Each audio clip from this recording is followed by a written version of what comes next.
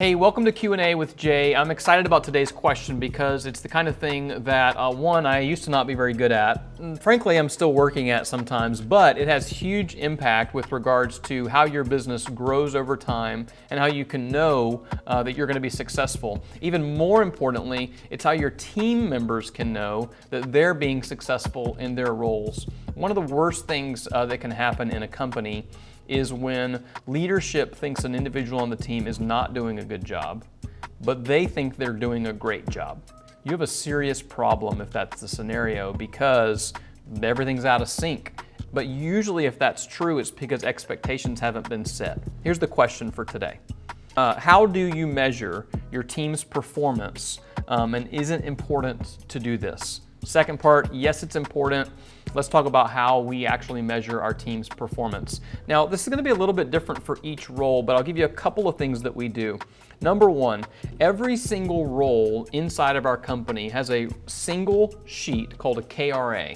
And that KRA stands for Key Result Area. Key result areas, maybe, depending on how many areas that they cover.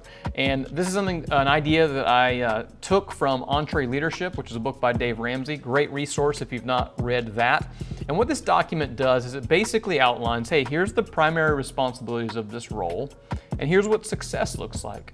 Often in the here's what success looks like, there's some kind of a metric or a measurable that person is going to be evaluated against. In some cases, it might be a percentage of client retention if they're an account manager or a project manager. It might be a number, a net promoter score or something of their clients that they help manage to know how well the clients perceive the work that's happening. Because often it doesn't matter whether the work's good or bad, it matters how the client feels about it. So measuring that can be important. It might be just something like number of billable hours on a weekly basis. Those are all measurable things to judge performance on an individual basis. So we would have those things outlined in that KRA, the Key Result Areas document, and it creates clarity to be reviewed on a quarterly basis with their direct report to go, hey, here's what your role says. Where do you feel like you're at in this? And that person needs to go through that and go, well, I think I'm doing great. I'd give all this a green, or I'd give these three things a green.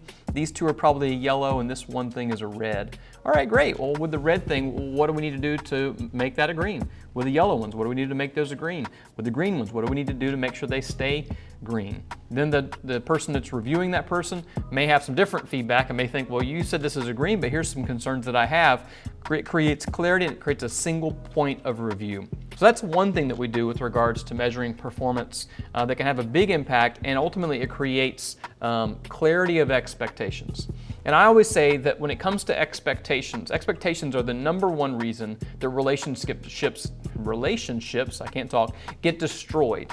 And I don't care whether this is a marriage relationship, a friend relationship, a peer relationship, or in this case, an employer-employee relationship. And what happens is I expect this and you expect that, and those things are too far apart, and we have a problem.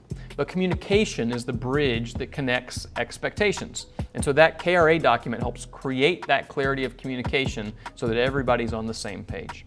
The second thing that we do, which has been really helpful in evaluating our team success on an ongoing basis, is all of our team members on a biannual basis, so twice a year, are reviewed against our core values. Now, some of them are on the wall that are behind me right now. We have 6 core values that are drawn up on a wall, and we have those defined in a company document that talks about what does that core value look like on a day-to-day basis.